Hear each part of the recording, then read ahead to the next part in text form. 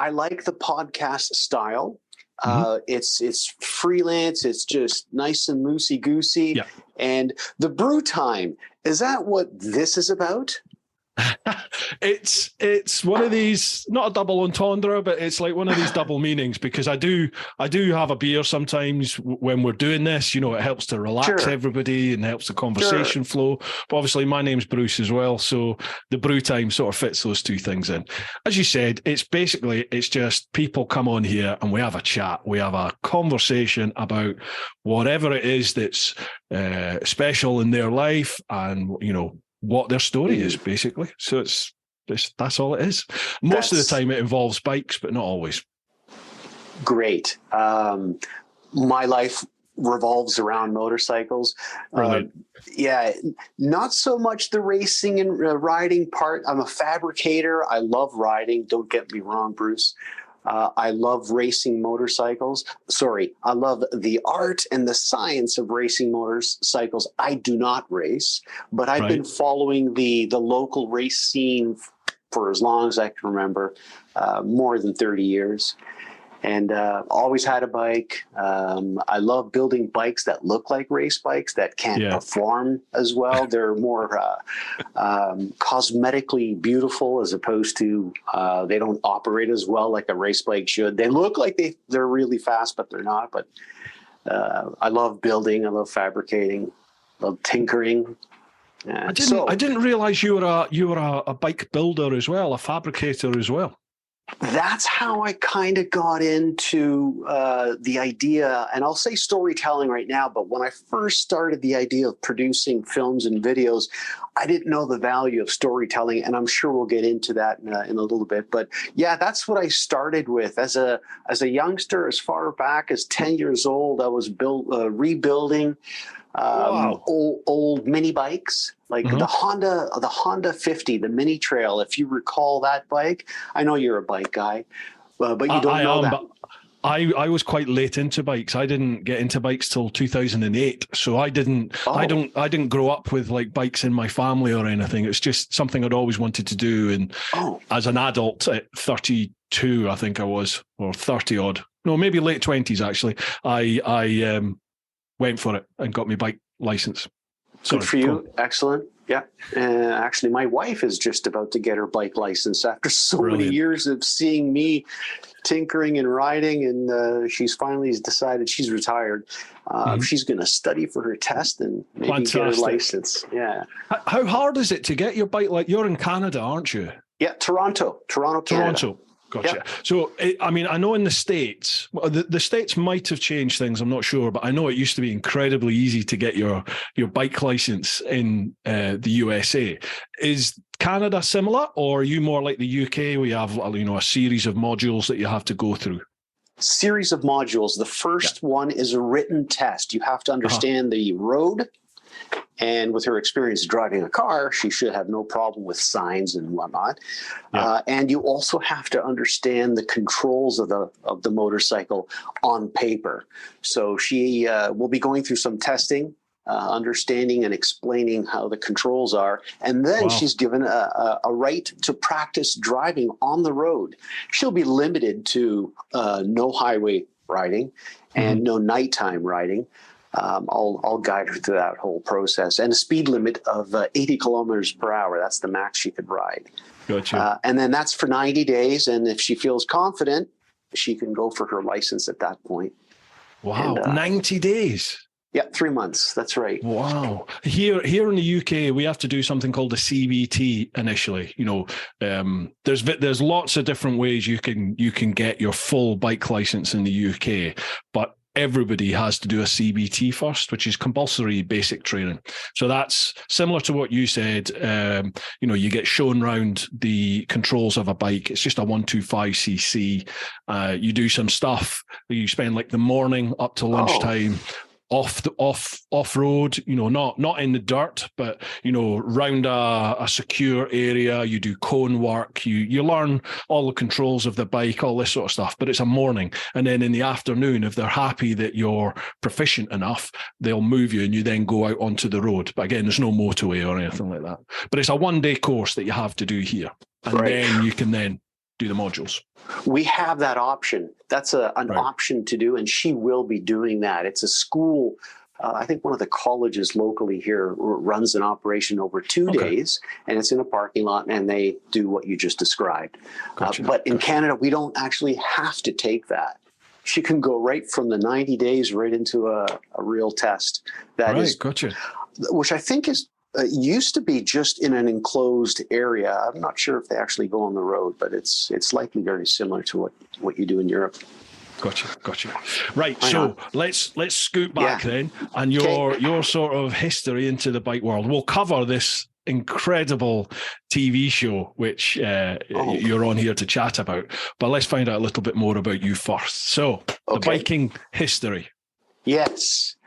Goes back to, I believe I was 10 or 11. But slightly before that, a trip to Europe with my parents, I fell in love with the Kawasaki 900. My uncle at that time, God rest his soul, gave me a beautiful die-cast metal model of a Kawasaki. I think it was a 900. I don't remember it. I certainly don't have the model anymore, but it was a beautiful bike. It was a fairly large scale, and I just fell in love with how the suspension worked, the exhaust pipes, the 4 exhaust pipes coming out of the motor. I just fell in love with bikes. As a little boy, I was into motor vehicles. So I guess it was about age 11 or 12. Someone who was really nice gave me a Honda Mini Trails, a 50cc engine, a little 4-stroke motorcycle. It didn't work very well, so I used it for a little bit, but I guess I got kind of tired of not having it so reliable, so I got right into working on the whole thing, disassembled my thing. Even today, I do it today for friends and other colleagues. They'll give me a bike that's in bad shape. Just recently, a fella gave me a 1980 MX-80. It's a Yamaha, kind of like a trail bike. His son thought it was going to the scrap, and he says, I'm going to do a little trick on him. He gave it to me for about 4 months, and I turned it into something that looks original, almost brand new. And he gave it to his son for Christmas. Oh, and wow. I bet he was made up. I fell in love with that whole little story that his son wasn't expecting it, and then boom, he gets it. I even found the original decals that were not the Yamaha decals, but I think one of them was a Fox sticker, and I stuck it on the tank how his son had originally placed it. And anyway, that was a nice build. I love stripping down and reassembling. I love the cleaning process. It's kind of laborious, the degreasing process, but it's critical. And then the reassembly. Now you're working on clean parts. You replace bearings, you replace springs. You've got the motor now in your hand if it's small enough, and you get to function and make it work. I really enjoy it. I've done at least 20, 30 odd bikes in my career, and it's a hobby. It was all passion, Bruce. Can I interrupt for one moment? There's what a coincidence. Today we're having 2 windows replaced in the house, and I can hear them doing some hammering and drilling. I hope it doesn't interfere with our conversation. There's nothing coming through at my end. Okay, good, great. And you might hear a dog bark, but that's good, I'm sure. I should have covered this. My wife, she's leaving very shortly, so I will be home alone with our dog. And she'll probably get a bit lonely and start scratching at the door. So these things happen. Don't worry about it. It's no worries. Love it. Love dogs. So the love of bikes. Yeah. So like when I was with the Honda 50, I actually when I went into high school, my first high school experience, I was 13, grade 9. I was part of the auto mechanics group, and of course I brought the bike in as a project for all the students as well as myself to rebuild the motor. So I don't think it needed the rebuild, but I just wanted to do it, right? Just to get it back up and running, and the experience of tear down and reassembly. Yeah. Parts back then weren't as expensive as they are today. But they're available today, actually, surprisingly. eBay has been such a savior when it comes to finding parts for these old motorcycles. Absolutely. If it's a Japanese motorcycle, you likely will find the parts. Maybe the Italian bikes, the older ones, a bit more of a challenge. I usually don't take on projects for Italian bikes, although they're beautiful and pretty. They're a bit of a challenge to service and to locate parts.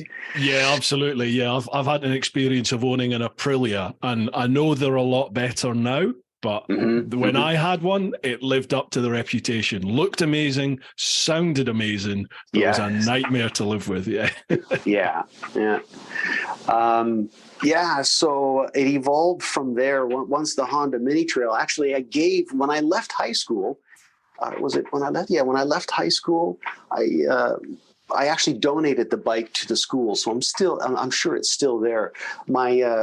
My beloved auto mechanic teacher, he has since passed away, but I believe the bike is still in the auto class. So maybe the new 14-year-olds, the new grade 9ers, they take a stab at repairing it. And absolutely, yeah, you're passing it on.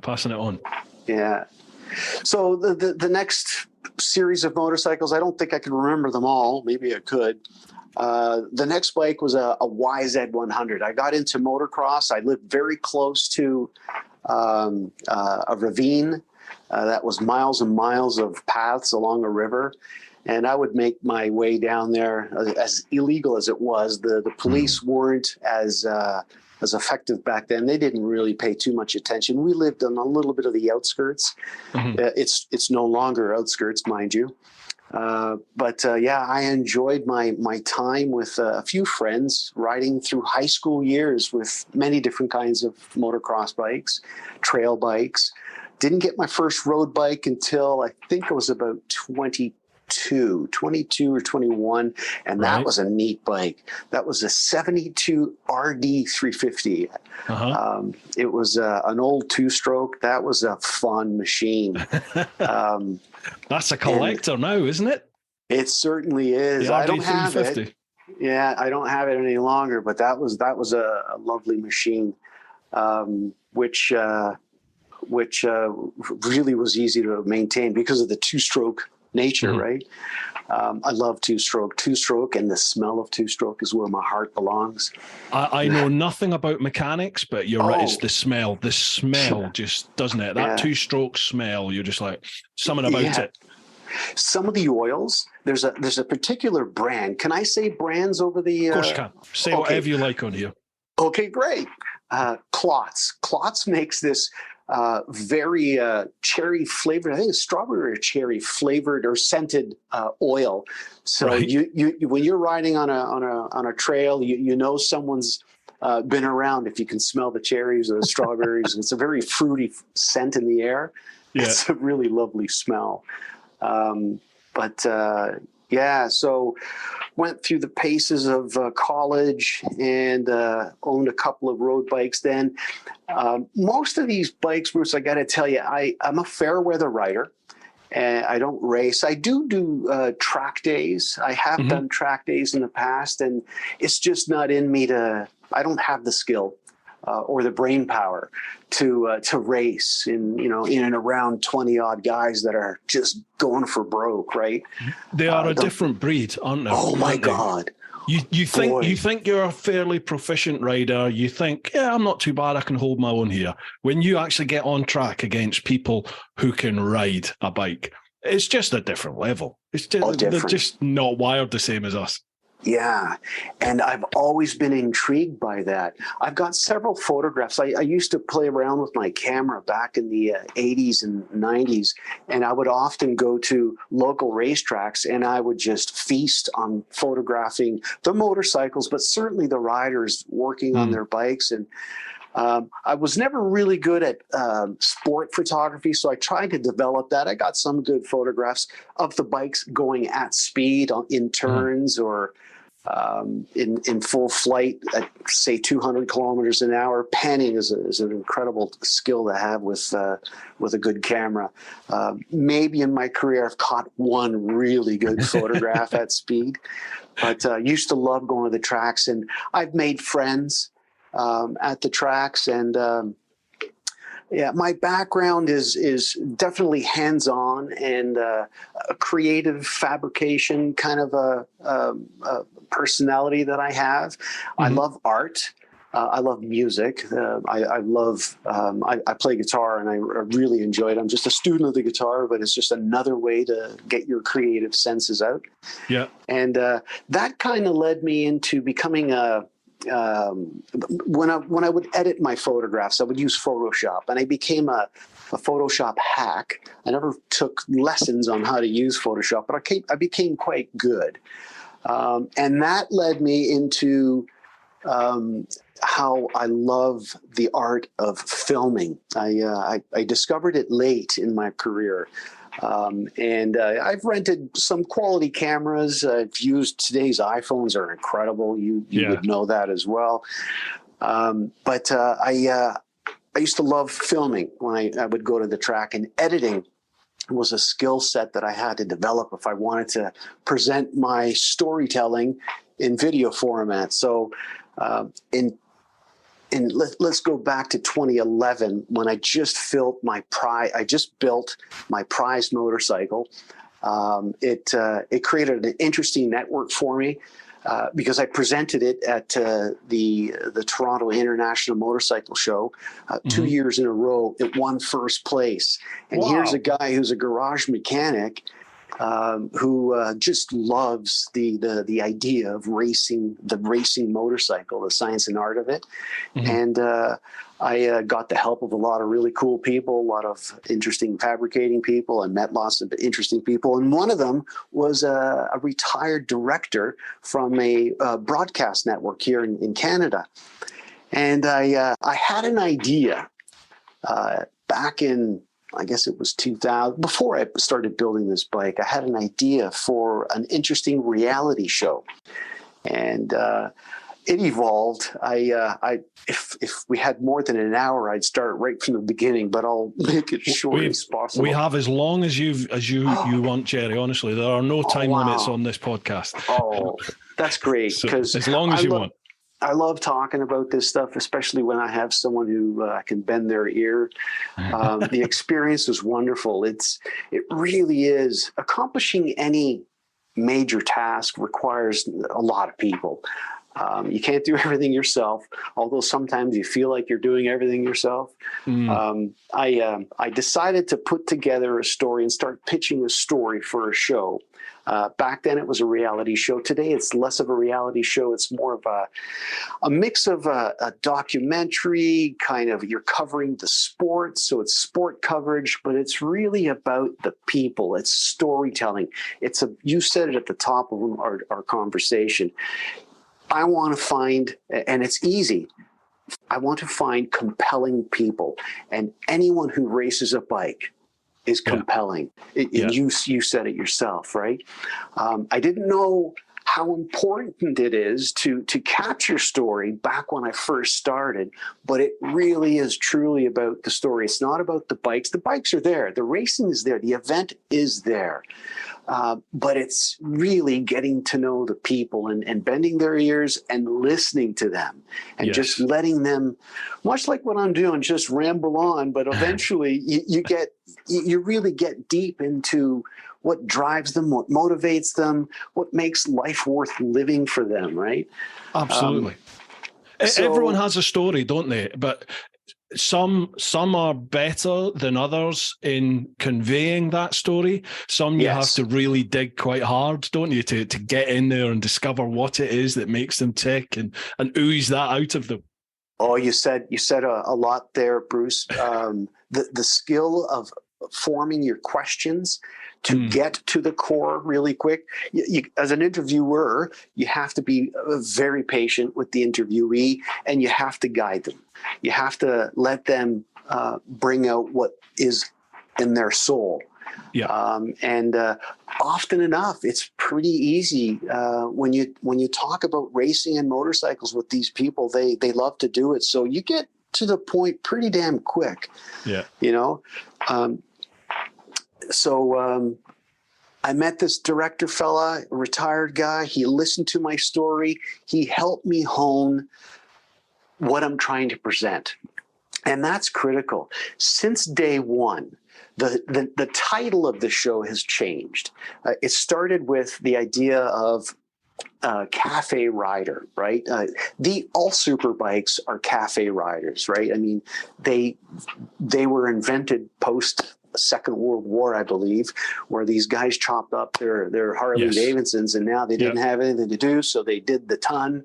They tried to do, these coffee runs and get there as fast as they could. A lot of people don't know that, and that's a lovely story in and of itself, right? Mm-hmm. So these lowered these clip-ons now on these interesting looking machines that allow you to scoop down for the wind, racing from cafe to cafe. I called this show that I was presenting, preparing a presentation for. I knew you couldn't just do something and show someone on television, hey, can you do this? It doesn't work that way, right? You have to do a very well thought out presentation. So the first show was called Ultimate Cafe Rider, right? And it was a racing show. And I designed it in such a way that it was what I learned through my years of photography at these racetracks. If you have a camera, sure, people will pose for photos, have their motorcycles filmed, but you can't get on the track. The track is there for the event. 20 guys are going to go racing. The director of the race is not interested in the director of the photography. He's not interested in production. Yeah. So I thought, all right, what's the best way to capture these fellas in their element? Is let's have them design a racing event that's a little bit more like a Reader's Digest version of a full race. So this is the interesting part. And when I tell people this, they think it's great. I just thought it was natural to go to this path. So it's a Reader's Digest version of a full race. So you get the instant gratification of a drag race because the races are only 3 laps long, but you get the corner for corner battles of 2 guys or girls going head to head from start to finish, 3 laps. It's like the best 3 laps of any 25 lap race. So the directors, once the race goes live, then it's all the bikes, it's all the riders, right? But just before that, the directors are allowed to set up their cameras.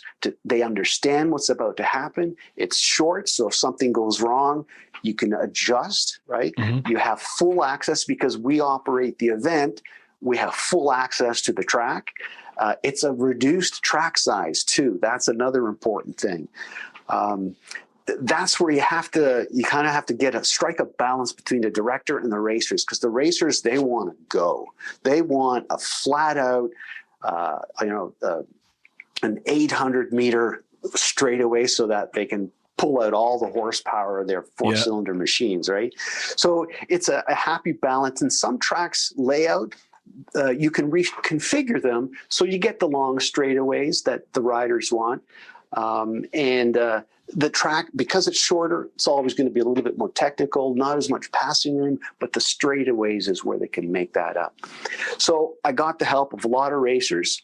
They liked what I was doing. They didn't know where it was going to go, and neither did I, quite honestly. And I shot my first teaser at a local track where we didn't actually do any racing. We just kind of simulated it. The cost of renting the track, the insurance is why I did that. Yeah. But that gave me a 1-minute teaser. I used that to gain more help, more interested personnel, more stakeholders to get this television show at the time. Television has since changed since the beginning. That was going to be some of my questioning, actually. Yeah. But we'll move into that. Yeah. And we do have a nice streaming platform now, so we'll get to that in a sec. I'm really excited. It's the most exciting part of this whole thing. So I found it very difficult to get in front of these broadcast people who make decisions, right? Mm-hmm. So the presentation had to get sharper and better. So the teaser was made. I got interest. I got more people on board. And when I say more people, the first teaser that I shot, I had to have about 35 people to be there to help out, a lot of volunteers. I had to be really resourceful.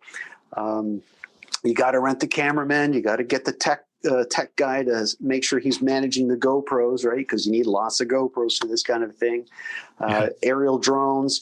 So everyone knew it was happening, and I laid out the day. It was a one-day shoot for this teaser, and it worked out decent. It worked out well. It was an interesting teaser we developed, and I got after that, I used it to scout out some more people to come on board. Wasn't successful in gaining the interest of broadcasters here in Canada. But I said, okay, I know there's something here that I have, so I'm just going to keep, going with the process and trying to bring in more people as well, like people that are connected. I met a few really cool award-winning producers in Canada, but my idea is so radical. One of his main questions was, and we went to bike shows together because he didn't quite understand why hasn't anyone done this yet, right? Yeah. He couldn't figure it out. And he was protecting himself because he didn't want to invest any of his time unless he quite, understood why has someone not come up with this? Because the idea is pretty cool. Right? It seems like it makes a lot of sense. But why hasn't anyone done it? I guess there's no wingnuts like me available to do all this work and just stay with it and have the tenacity to keep pitching it and believe in it, right? So he in the end, after about a year of supporting me, he couldn't help me anymore. He bowed out, and I said, okay, no problem, Tim. He's a great guy. I still talk to him. He's working on other stuff, but he's still watching me. So I used that teaser. I did some motorcycle shows. After having won a couple of awards for that bike I built, I had a bit of a name that I had interest in motorcycles, and I seemed pretty passionate about it. So they just hung out, and some of these guys were saying, hey, if you need to borrow a race bike for a show that you're doing, by all means ask me. I'll come by. And I got all kinds of people supporting me doing that. So anytime I was renting a booth in a major motorcycle event, I would call them up, and I'd be displaying my teaser, and their bikes would be in the booth, and I'm just trying to pitch it and get the word out. Yep. It was a lot of work, but it didn't seem like work to me because I'm just too passionate about it, and I'm too motivated and crazy. So those bike shows did help. I met new people, a lot of filming industry people, and I got them to help film a few more things for me to help expand the name, promote. Thank you. And that's when the name changed. One of the camera guys says, you can't go with Ultimate Cafe Rider. It's just too many words. He goes, you got to go with Motorcycle Wars. And I said, of course, sure. Motorcycle Wars. Everything is something wars, right? Storage wars, every kind of skin wars, tattoo wars. Anyway, so I said, okay, let's go with that. I wasn't super fond of it, but let's go with it, right? Something just didn't really sit well. It seemed like I was sensationalizing motorcycle racing with going with a standard reality show title, but that's what executives want to see. So I said, all right, let's go with it. So I had I was using social media, posting and teasing, and nothing was coming out yet. So I had this one comment from one of the community members, the racing community members. He goes, we're done with all this teasing. Why don't you just go and, air something, film the show, man? So that really, it turned me on. I said, this spring, we're going to shoot the first show. I'm going to call it a pilot, but we're going to shoot a complete show. And I don't know how I'm going to get the money to do it, but I'm going to do it. So I had a lot of really good people, Bruce. These people that have been involved with it, they're just empathetic, sincere, authentic, and they wanted it to happen. So I got a lot of support from producers, camera guys. I had to pay the camera guys because you can't get labor for free. When you're getting that kind of labor, that kind of skill set, You want to make sure that these guys are paid for their skills. So I rented a track not too far from my home, is in Grand Bend, Ontario. Owner was fantastic. Grand Bend, Ontario, the Grand Bend Motorsport Park.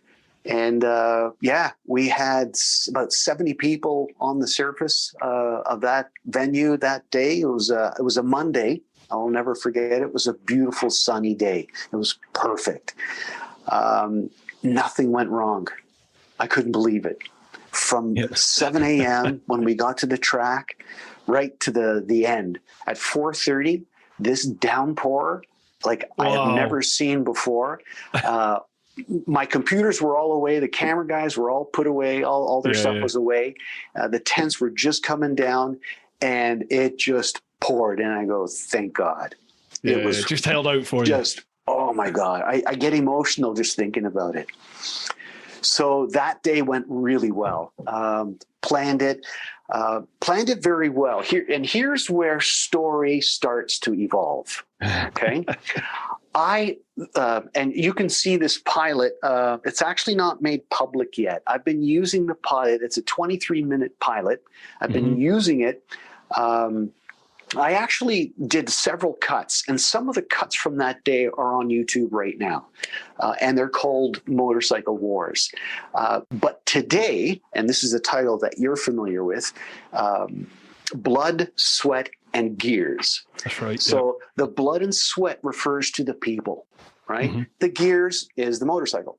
So to me, it really lends itself well, the title, to the compelling people that do this stuff. They're most of them are out of this world, the characters, and I hope to bring that story out and capturing the people that do this thing. So when I shot the pilot, I planned the event really well. It was a race operation. No one had ever done this format of racing. And I put money up for the guys, first, second, and third place. I think the first place winner got 500 Canadian dollars, right, which is maybe 20 euros. I don't know. But they were all in it, and they took it seriously. They were part of the design of how the practice was going to set up, how the qualifying was going to run, and how this 3-lap race was going to run. So I felt very confident that the riders were content with the format. And after filming it, after the day was over, everybody really enjoyed it. And there were some things that were going to change. And this is how you iterate through the process. You make it better and better and better by listening to people and making sure right. And you follow their comments, and you take it to heart. You got to open your ears and listen. Otherwise, you can't get much done. So absolutely, you do protect your baby, don't you? I do it with the content I create. With my little YouTube videos, you do become very protective of them, don't you? And I have seen myself sometimes, if somebody gives constructive criticism, sometimes you can be like, no, you've invested so much in it, you don't listen. You hear, but you don't listen. And sometimes, you have to take a step back, don't you, and go, actually, they got a point, and that's plainly what the audience wants. It's not necessarily what I want, might not be what the audience wants. And for me personally, sometimes you just have to adapt, how you edit, how you film. The original conception you had for your podcast was brilliant and genius, but it wasn't perfect yet. And it had to evolve from lighting to your camera angles to what you have behind you. How you ask questions, how you interact with your interviewees, right? That's all an evolution. I'm sure podcast number 1 is not as good as today. I've seen a few of them. They're brilliant. I love your layout. I love the way you. Cheers. Yeah. Oh yeah. On that, can I stop us for a second? I just poured my brew. It's my favorite Canadian brew. Cheers to you, and thank you for here's to your health. Should have done this right at the start. I do apologize. Yeah. Here's to your health, Jerry. Here's to your health. Sorry to interrupt, folks. I will be quick. It is sponsor shout-out time. We are sponsored, as always, by Ultimate Add-ons. Bit of a blurb to read out for them. Ultimate Add-ons are the premium manufacturer of mobile phone and action camera mounting solutions for motorcycles, with a kit for any bike and a proven track record of creating products that keep your devices safe, secure, and easily accessible. The Ultimate Add-ons product range is ideal for any rider, from the commuter to the round-the-world adventurer. Why shell out on an expensive GPS system when you could use your smartphone, keeping it charged and within easy reach to take photos of your travels at the same time? Ultimate Add-ons waterproof, shockproof, and dustproof tough cases are available for all flagship smartphone models and are designed by riders for riders. Find out why Ride Magazine gives Ultimate Add-ons their coveted Best Buy certification. Keep riding this winter with Ultimate Add-ons. It's all about the journey. Now, folks, if you head to ultimateaddons.com and use the code TeapotOne10, you'll get 10% off. I've got an affiliate link for them as well, which I'll leave down below. So if you listen to the podcast, check out the show notes. If you're watching the vid, have a look at the vid description.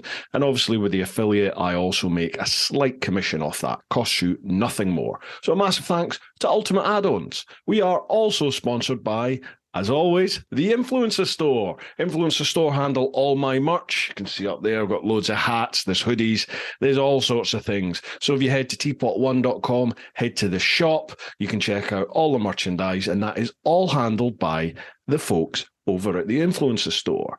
The Influencer Store helps you build your brand, big or small, providing you with a solution and apparel. We help you to increase your fan base while supporting you with starting your own influencer clothing line with nothing more than just an idea or design, and there are no hidden costs. For more info, come check us out at theinfluencerstore.co.uk or drop us an email at online@influencerstore.co.uk for more information. Again, there'll be links down below, folks. Lastly, a big shout out to all of you over in the clan, over on Patreon. As always, folks, I keep saying this, but it is true. I literally could not do this full time without your support over there. So a huge, heartfelt thank you from me. If you'd like to go that extra mile and help support both the podcast and the main Teapot One vid channel, then head to patreon.com/TeapotOne. Again, links down below. A massive thanks to each and every one of you who's listening or watching the podcast. I love doing the podcast. I really do. And I love getting all the feedback from you, from all the various different guests that we've had. If you could be so kind, on whatever platform it is that you're listening or watching the podcast, if you're listening on Apple Podcast or Spotify in particular, you can rate the podcast on there.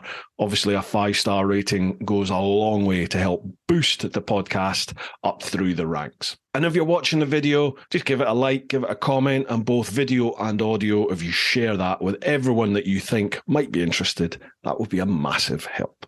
All right, folks, let's get back to it. Right. There is so much that we can chat about already here. I think something I'd like to address now, if we can, before I forget. Yeah. You mentioned about TV networks and things like that. As you were talking, and you said, things have changed now. Obviously, TV, I mean, you used to have to get a network deal, didn't you? You used to have to get your content onto a TV network somewhere. Now you don't, do you? Because there's streaming platforms. There's so many different streaming platforms out there. Netflix, there's Amazon, there's everything you can think of. But overridingly, there's YouTube. So if it comes to it, and you have the finances yourself to create your project, you can just create your little masterpiece and whack it straight up there on YouTube for the masses to see. And there's plenty of revenue streams available through YouTube, not necessarily just advertising, but all the merchandise things that can come from it. There's just so much, available now. Is that something which you've had to learn, adapt, and utilize? Yes. Very, very important, very critical part of this series of projects that I'm working on. I've got a total of 5 projects that I'm working on. Blood, Sweat, and Gears is one of them, and they're all related to motorcycle racing. So you talked about YouTube. It is an awesome platform. If you can, if the return on the investment, if the return is there, it'll cost quite a bit to produce an event for these motorcycle races. So YouTube isn't a good enough platform for that. The event itself, it's in the several thousands of dollars. So you need sponsorships. And today we call them brand partners. I looked for a marketing group of people, and this is what the teaser, what the pilot has helped me get. It's helped me get major production companies who like the idea and who are willing to produce it. Originally, the pilot, I did all the editing. I should mention that. I'm pretty proud of that. And I can't wait to publish this pilot. I'm just waiting for the go-ahead for that because it was my editing, and I'm kind of patting myself on the back. I'm a bit of a hack, but I got it done good enough to have people understand what it is, this crazy thing that I'm doing. So going back, YouTube's a fantastic platform, but in order to produce the bigger events, they're quite costly to generate. And we had to get brand partners, and motorsports lends itself to brand partners. It's a perfect mix, right? All the livery. Can you still hear me? Sorry. Yes. Yeah. Okay. Delivery on the motorcycles, the banners, the interviews, the spec advertising, so you can shoot, for an oil company or chain company or someone who manufactures cowlings, all kinds of things, right? All related to motorcycle, and some not related to motorcycle racing. Essentially, brand partners want to know who your audience is. Yeah. So I'm working with a group right now. They're fantastic people. And there's another topic I hope we get on, Bruce. It's the people and just character traits, but we'll come to that maybe a bit later. Of course. Working with wonderful people, you have to. You can't work with people that just don't get it. Life is challenging enough. Productions are challenging enough to get into quirky little character traits that don't make things move well. So we are now in the mode of garnering brand partners for this production, Blood, Sweat, and Gears, and they're interested. And in order to bring value to the production, you need a distributor. YouTube is good, but it's not quite good enough for our brand partners because everyone's on YouTube. We need to be a little bit more on the broadcasting network across North America. So I can't mention the name right now because we're not in a signed deal, but we are in a really good relationship. My company's name is FXR Inc., and we're event production and film production. So we've negotiated a deal where I've become his preferred independent producer. So all my projects have now a distribution network on the most popular networks in North America. He's a streaming he's a streaming platform, and broadcast networks, they're all on broadband now. I've to my home, I've got fiber optic cable. Every home basically in Southern Ontario and most across North America are on fiber optic. And if not fiber optic, at least cable is good enough to stream pretty well anything. Which brings me to a point, if I could just interject both of us. David Bowie.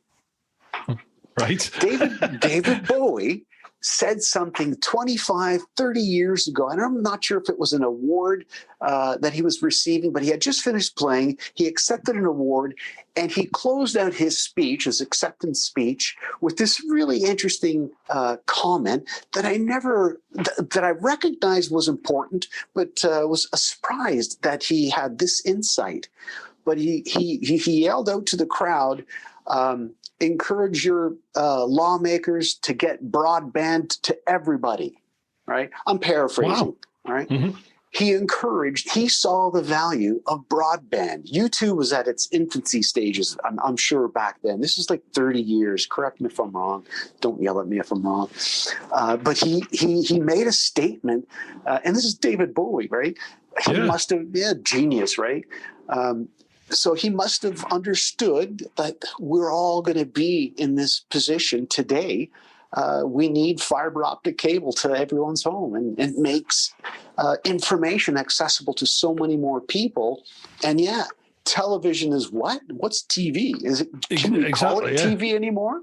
He nailed it then, didn't he, Bowie? Because it's pretty much an essential. I think, in fact, it is regarded in the UK now. I think it is regarded as an essential service. So it's like something which everybody must have access to. Good speed internet. Yeah, that's right. And it makes sense. So we have that. My projects are on the cusp of being aired on major networks, which is good.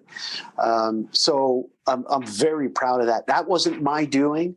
That was Emily, who I think you've corresponded in the emails. Yeah. Statement Strategies, wonderful group of people. They saw my sincerity, authenticity, and my sincere thing to get this off the ground. Like, I want to work. It's all I do now. It used to be my side hustle up until about a year and a half ago. Half a year ago, it was my side. This whole film production, motorcycle event production, was a side hustle, and I was working to try to get it off the ground. And I said, you know what? Now I've got some really great people. I'm really confident that we can do this. Passion for something is. I'm not going to say it's everything, because you do need more, but if you haven't got the passion for something, it's just not going to happen, is it? Because I'm a firm believer in this, and I've had a lot of other people on who've achieved amazing things in their lives, whether that's through travel, whether that's through, generating their own businesses and their own brands and all this sort of stuff. But somebody once said something to me. They said, the universe listens, and if you go out there, at the time I was feeling a little bit negative about, leaving my full-time job and going to YouTube and podcasts full-time. It was hard. It was during the COVID restrictions, and life was hard at that point. I mean, it still is, but, it's better. And he said to me, don't think about the negative things that are going on at the moment. He said, you need to have a positive mindset, because the universe listens. And by that, people listen. Because if you don't think something's a goer, no one else is going to think it's a goer, are they? And they're not going to invest their time, their money, their effort. They're not going to invest any of that into whatever it is that you've got, because you don't believe in it. So you have to have that passion, don't you? And it will drive forward, and you'll attract the right people who will also share that passion for it, and it will grow and grow and grow. Well said. You hit the nail on the head. That's everything that you said is so true. I'll take that to my deathbed. I've heard other very successful people say the same thing. You have to keep a positive mindset, and that is not easy. So how do you do it? Stick with what you love, what your passion is. If you like tinkering on a motorcycle, if you like detailing your car, if you like playing your guitar, if you like writing music, go deep into yourself and to what makes you happy, and come up with ingenious things, right? Experiment. Leave the security. You have to take small risks, but calculated risks. Test your ideas with people. You have to do it. It really is passion. My nephew is living with me since the last 3 years. He's challenged with academics. He doesn't like it. He's a smart kid, but he gets bored. So the latest lessons are, tell me what your passions are. I've come down to this point. I'm trying to get what he loves to do, because I find him moping around a lot and not really being happy. And I said, you know what? What do you like? I know you like to draw, right? So I'm telling him, if you find your passion, you won't have the time, or at least as much time, to think about all the negative stuff, all the crappy stuff in life, right? Just do what you love to do. Paint, draw, write a song, work on your bikes, work on your cars, go fishing. If you love fishing, he likes to fish, but he just doesn't get out enough. I've taken him a few times, but he needs to get out more, right? At 14 years old, we have a small ravine in our backyard. Go spend some time in the water. There's lots of little tadpoles that you can find, right? Passion, Bruce. It truly is passion. You got to find it. And then whenever you're doing what it is that you're doing, it's not work. Absolutely. And it's the drive as well. And, I get people, because I did this world trip some 10 years ago or so. People go to me, I'd love to do that, but, I can't afford it, or I haven't got the time, or I'd never, they put up the barriers, they put up the reasons why they think they can't. And I say to people, like, if you have that mindset, it's never, ever, ever going to happen.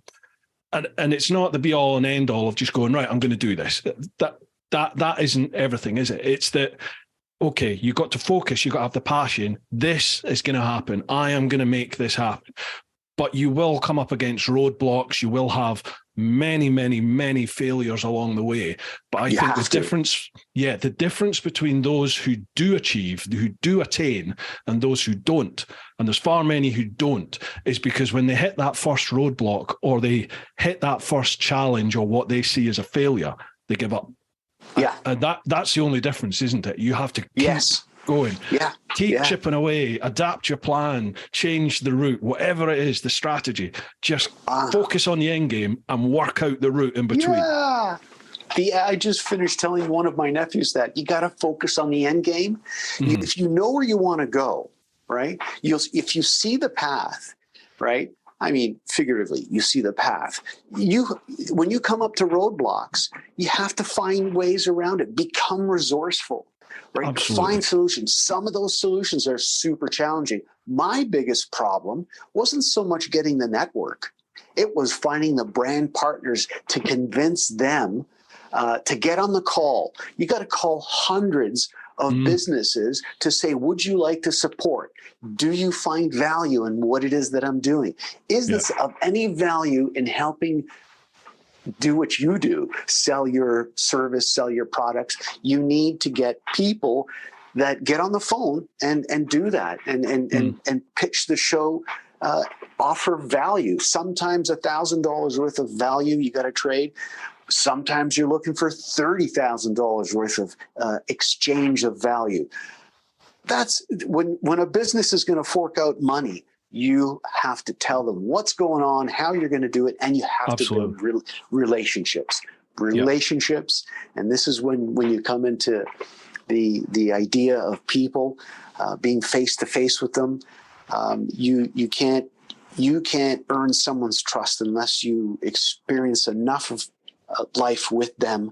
So if they're a racer, or if they're a race promoter, or if they're production people, you have to win them over, and it takes some time. You got to talk with them. They have to understand you, believe you. You have to show consistency in your own character, and you do that with conversations. I love going out to dinners with stakeholders, and that's when you get to know what's in my soul and what is in other people's soul, right? Yeah. I always remember when I was younger and a lot more social than perhaps I am now. When you're out in the bars and the clubs, and you're enjoying life, and you're in your late teens, 20s, all through your 20s.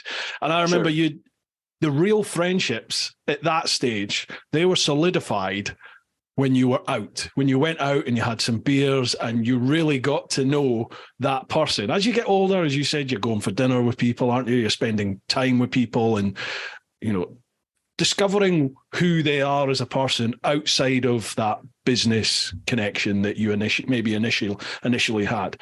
But that for me was like, a good few beers and a night out, or a couple of nights out with people. That's when you really formed the bond with them, wasn't it? That's when they become like friends. They're not just acquaintances anymore. They become the friends. And once you start working with these individuals, solving problems together, that brings you deeper to each other as well. Yeah. Right. Yeah. So, absolutely. So this initial idea that you had then, with the 3-lap race, is that still going to be the makeup of Blood, Sweat and Gears? Yep, exactly. So I've just finished delivering to a venue 2 formats, one for a 1-day racing event and another for a race weekend event, a 3-day event, like with bands playing, brand partners selling their products, so like a major event. I have a background of motorsport event production. Back in the day, and this was a 3-year little component of my life from 1996 to 1999-ish, I purchased these little Formula Fords. They're little 4-wheel, they run on Pinto engines. They were quite interesting cars. They look like little Formula cars. It's like after go-kart racing, you go Formula Ford racing. Are you familiar with Formula Ford? I think I've heard the name before. Yeah, there's lots of different levels, isn't there, before you get up to like F1? Yeah, right. So because I'm a nut when it comes to motorsports, I said, you know what? Why don't I mimic what a guy in the States is doing and offer rides in these cars at a local parking lot? So I organized about 50 odd events. A local parking lot was vacant, and I actually paved a section. It was about 425 meters, a little road circuit where these Formula Fords, they had 4 first gears in it. Imagine this. These cars do 180 kilometers an hour, but on a 400-meter track, they're not going to be doing that. But you still want to get the experience to these riders who are paying you about $400 or $500 Canadian to stay with you for the afternoon. So I put 4 first gears in them, slightly different ratios, but gear 1 is gear 1, gear 2 is still gear 1, gear 3 is still gear 1, and gear 4, gear 1, right? So I was able to change the ratios on these things, but you still got the feeling of shifting gears. You didn't need it, but you were doing it, and the cars worked really well. So that brought me to how to organize events. So coming to today, I understand the value of safety, the efficiency of an event, how you have to really make sure that everyone is on the track where they have to be to make sure the production runs smooth. And that's why I was able to pull off that pilot so well. And that's why I show confidence to the other people that are stakeholders in this, that we can do this. We've done our tabletop. They call it the tabletop event, where you reenact the event on a table. You follow the timeline. It's a 10-hour day. So every hour you've got to tell them this is what's going to happen within every hour, from race 1 to race 15. But we start early in the morning with the racers meeting. The next thing is the film production people's meeting. And then you have to get craft services, lunches and meals for everyone. You need to get hotels for everyone. It's quite a thing to do. Right? It's a logistical nightmare by the sounds of it, Jerry. Are you literally taking all of that on yourself, or I'm assuming you have people in place that, right? I did. The first one, I did it all myself, and that's why I was telling you how proud I was. I got a lot of help from lots of people, but I was heading it up.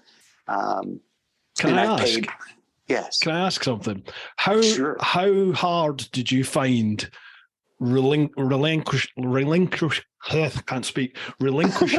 that control and allowing other people into your sort of my God sphere to handle all that? I'm a bit of a control freak, and I find it I could really do with help editing my videos, but I don't want to relinquish that to anybody else. So I say 3 words to myself. Progress over perfection. I need to progress it. I can't do everything, right? So I remember the day that we shot the pilot, one thing I should go back. That pilot, I shot the event. Remember I was telling you about story? Maybe we'll come back to story and how important story is, because nobody will listen to me unless I cover compelling story, right? That's critical for everything today. Absolutely, Right? Nobody will watch anything unless there's story. That's why podcasts I've seen some of the comments that you get from your listeners. They love listening to 2 guys, seemingly nice. I know you're nice. People will have to figure out that I'm not a bad guy. Right? They love listening to 2 gents talking over a beer. About anything as well. About anything, right? Mm-hmm. So relinquishing the power to get stuff done on that day, you got to let it go. If you want to progress, you got to let it go. And as long as you pick the nicest, smartest, skilled people, you could let it go. I mean, that's now a lot of them were volunteers, but they were the kind of people that I would agree to work with. And I'm telling you, nothing went wrong that day. All the batteries in the cameras were fine. All the memory was perfect. The only thing that went wrong was my fault. I planned that day really well. I planned for the event and I captured the event on film. I did not capture the storytelling. Yes. And that's the failure of the pilot. And you know how you have to fail? Well, I failed very nicely there. And I know that really well. And today, my 5 projects is only one thing. It's about real people, and I'm pointing to my other TV screen that I've got open there. Real people, real stories, not just motorcycle racing. Yeah. So 5 projects. Can I read you the title of these projects? Because they're kind of cool. Please do. All right. So the first one is called, and this is the YouTube broadcast. This property that I'm going to read to you, I'm working with a fantastic guy who lives out in Vancouver, Canada. He's an announcer. He's a voiceover guy. His name's Lindsay Thompson, and I will promote him like I will promote anyone. He's fantastic. He's an amazing human being. It's called Profiles of Motorcycle Racers, and it's simply podcasts and studio interviews with racers and just trying to get their story out. And that little property, that little podcast or studio interview thing, lends itself really well to the other 5 properties that we're thinking about doing as well. Because it's really, how well do you interview on race day? How well are you pulling out stories on race day, either before the actual event or post the event? I've got a small trailer that has a mobile studio in it. I'll be driving to the racers' homes. They're all fairly local, a couple hour drive sometimes. But it's a mobile studio. If I don't get what I need, or if I want to get some post-race interviews or pre-race interviews, drive the truck out to them, 3 hours and I'm done, maybe 4 hours. And I got to do a little bit of editing. But the next property, which is really cool, is called Motorcycle Triathlete. It's this is going to be a bit of an interesting one to assemble, but it's super bike racing, super moto racing, and dirt bike racing. So as a competitor, you've got to do all 3 disciplines. Wow. Almost like it's almost like are you so you think you can dance, or those typical reality shows. Well, you got to show that you can. One of those skills you're going to be really good at, right? And it's usually the super bike racing, because that's what's at the heart of all our projects. So that's one project. And another one called Race Operations. It's a documentary format. That one's a go. Because when you shoot documentaries, you get the Canadian Media Fund supporting you. Here in Canada, there's got to be a certain amount of Canadian content, and they support independent producers producing. Yeah. Right. Another one, well, Blood, Sweat, and Gears. That's the number one that we're working on right now, and it's scheduled for this summer for the first event. And Toronto City. In 2023 it's starting. Yeah, we're wow. I thought it was next year. It might air next year, right? Okay. But I'm going to try. I'm going to give it my blood, sweat, and tears to get it to air this year. I really, my goal is to air it this year. So I'll do what I can to make sure it airs this year. And there's an inner city supermoto racing series that happened years ago. I think it's a really cool idea. Supermoto. Do you know what supermoto is? Yeah. We have over here. Yeah. It's very big. KTM's got a beautiful motorcycle, the 690 SMCR version. I am a new proud owner of that motorcycle, I have to say, and I haven't been able to ride it yet. Oh my God. Oh, what? The weather is just turning now. It's just starting to get warm. So I scraped my pennies and I said, I've always loved the idea of a dirt bike on the road. That's to me is the ultimate hooligan type of Wheelie a deal. Central. Yeah. And then the last one is the have you seen Ovale motorcycles? They're mini super bikes. They're really cute, big in Europe. Yeah, Peter Hickman, the TT racer, I think he has started a series to try and develop youth racing, and it's based all around Ovales. Yeah. Right. And Canada, there's a wonderful person named Tony Sharpless who's promoting that level of racing. Incidentally, there's a really interesting podcast for you. Now that I dropped her name, you might want to reach out, or maybe I can talk to a few people to point her in your direction. She is one heck of a Canadian Hall of Famer. Really smart woman, an amazing superbike racer as well. Mm-hmm. She's had a wonderful career, and she's heading up this Canadian mini superbike series, and I hope to talk to her. I haven't talked to her yet about it, but it's called Little Giants. I think it's Little Giants Racing Against the Odds. I'd love to. I'd be very interested in chatting. All right, good. I'm going to make that note, and I'm going to see if Emily can't hook us up or hook you up. Awesome. Thank you. Yeah. Those are the projects we're working on under the umbrella of FXR and Statement Strategies. If it wasn't for them, they were the missing link in my tenacious attempts at getting this to air. Yeah. I love this adventure. I love the whole process. I like the challenge. I'm hoping for success in a different way. I mean, I've been successful garnering the attention of a lot of important people, and any grand scheme, like I was saying, is going to need some grand help and grand people and quality characters. And I am certainly working with really good people right now.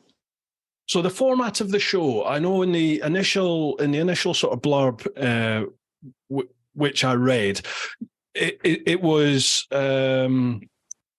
promoted as the professional racer. You'd have some professional racers and some amateur racers, and they would both, in their own little leagues, and they would go race head to head, against each other, culminating at the end with the winner from the amateur, winner from the pro, and they go head to head. Is that right? Wow, brilliant. You nailed it. That's it, right? So I got that from, there's a motorcycle forum here in Canada. It is the biggest one. It's called GTA Motorcycle. And Donna Skinner, the owner and operator of it, I talked to her a lot. And at one point, she told me about, you got to get the little guy going against the guy who's so successful. That's what people want to see. Right. Yeah. I said, Donna, you nailed it. And ever since then, I reformatted how this is going to work. So you said it. The amateurs will practice on their own, and the pros will practice on their own. Qualifying will happen for the amateurs, then qualifying happens for the pros. So as an audience member, you're watching the amateurs, you're watching the stories build, you're knowing who the amateur good guy is, who the amateur bad. All the characters developing. The characters are developing, and it's real, it's authentic, and we're going to capture that story building, the arc of the show, and you're going to get the superbike racer who's licensed for 15 years, has got a really well supported motorcycle, likely is sponsored by the factories, or at least they're giving him a lot of support. So he's going to be doing times that are much faster. So that's why you have the profiles developed of just the pros and then just the amateurs. So you get a champion amateur, now you got a champion pro, and they've all been, you followed along, they've win a certain cash prize, and the cash prizes are significant. That's another thing to make sure that the audience is interested. They want to see someone offering up, some good quality cash. And I'm not talking $1,000. It's got to be a bit more than that. These riders, they spend a few $1,000s every weekend, and they're not making any money. It's insane, isn't it? Here in the UK, it's the same. Even at like an amateur level, for a weekend, it's well over £1,000 just in tires. Just in tires. You said phenomenal. It, right? So as a production, I have to respect that, and I want to make sure the brand partners are going to understand that. And it is about story, so we're going to offer significant prizes, cash and prizes. And that to me is an absolute must, and I've made that very clear to everybody. So you got a pro and you got an amateur champion. So now what are you going to do? Well, let's have them negotiate a race, right? That's interesting in and of itself. The contrast is really cool. So let's, I don't know if you've ever seen an American production called Pink's. This is very much like Pink's. No, I've not heard of that. It was a really good show. I'm sure you can find it on YouTube, but I really enjoyed watching it. The producer was fantastic. He was able to, you can see his passion bringing out the energy in these racers. This was just drag racing, and they had to gamble. They had to, he gave them $1,000 each. And he goes, gamble it. Look, do something, right? Like, how much do you think you're going to win, right? It was really interesting to watch. And sometimes they would race for their pink slip at the end. If you lose, your car goes to the winner. I wouldn't do that with these guys. It's not about that. It's about winning. And I mean, super bikes are awesome enough, and that's wonderful enough to watch. So we'll have them negotiate an amateur. He knows what he's capable of. The pro, they've been all watching each other. They know what they can do. So set up a lead, set up some kind of a handicap. So the amateur will get maybe 5 bike lengths, maybe half a track. Who knows? And all these races are normally 3-lap races, but maybe the final race can be 5 laps to give the amateur and the pro and the audience a little different expectation. They haven't seen a 5-lap race yet, so what's going to happen there? And there's one more twist. Do you know what a squid is? A squid is a street racer who's not licensed, but he goes to the track and he thinks he's better than everyone. Okay, right. And often enough, they get taught sometimes a harsh lesson, and they crash out, right? So in this whole story, we have a little extra tidbit of contrast to add as a wake-up call to anyone who is a squid, right? So we're going to have 6 racers who are not licensed compete on their own, right? So 6 guys will compete. They'll go through the practice, the qualifying. They're kind of outside of the competition, but they're there. And everyone's kind of noticing them for whatever reason. So we'll have, after the competition's done, by the end of the competition, by the end where the pro and the am gets to compete, the winner of the final Blood, Sweat, and Gears is going to offer the squid a race and offer them a challenge that they think they might be able to do. And there's going to be a bit of a prize. So the squids are not really winning anything. They don't have the respect of these racers who are licensed and who put in the hard work, but we're still going to invite them, not make fun of them, but just, when you're trying to teach someone wisdom. And you never know. There could be a bit of a turn in the tables. You never know. There could be, right? So it's a little unpredictable, and it just adds a little extra flavor to the whole show. Yeah. So the one-day event. Sorry, go ahead. No, please. No, I think you've probably answered my question there. Yeah. Okay, so the one-day event will have all of that occur in about maybe 10, 11 hours if we're really lucky. And it's rain or shine. It's rain or shine. And these guys, they know that. Right. Well, yeah, my question was going to be, is it going to follow like a traditional championship format where you go to like a different circuit each week or each month? But you've answered that. It's all within the one day, broken into however many episodes. Boom, done. Correct. That's right. Gotcha. And that's where the efficiency of film production comes in. Right? Absolutely. We have to, it's the balance thing. You produce an interesting event, an authentic, it's got to be sincere and authentic. And then you need a rate of return for your film production because it's quite costly to do that. Absolutely. Editing alone is 50% of the cost. And you gotta, I mean, you want to have respect for the story. So you want to deliver the story. You want to write this video essay the best you can.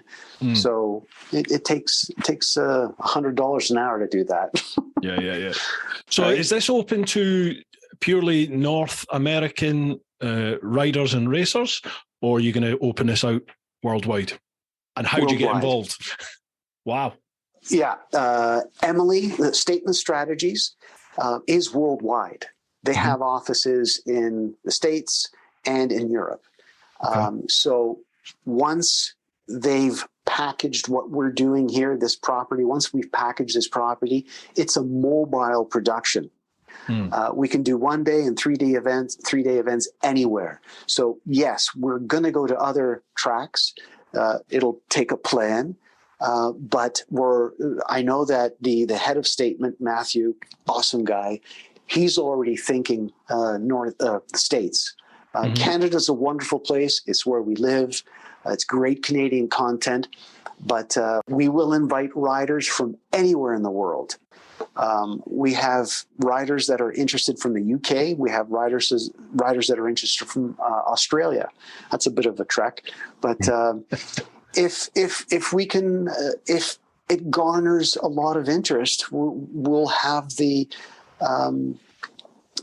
prize money and prizes for the riders, and that's what they're looking for. They're looking for their television time. We want, incidentally, the livery that exists on these motorcycles, that they get local sponsors.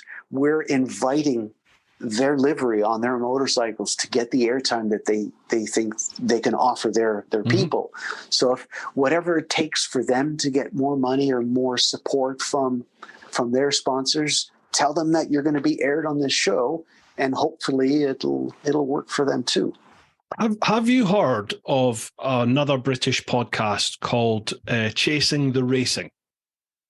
Have you ever heard of that?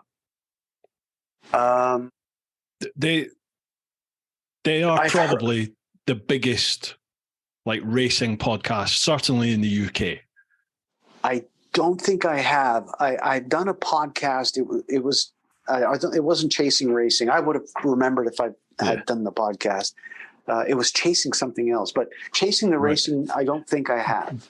They would be great lads to chat with, because they have a massive reach, way bigger than me. Sadly, it was the brainchild of a chap called Chrissy Rouse. That's his cap up there. But sadly, he lost his life late last year in one of the British Superbike races. But the other chap, Dom Herbertson, who did the podcast with him, he's now keeping it going, and he has a number of other sort of guest hosts that come on from the field of motorcycle racing. Dom is a TT racer. He's a road racing specialist. But it's like this, but a lot better. It's very relaxed. They live and breathe racing, and that is your core audience right there.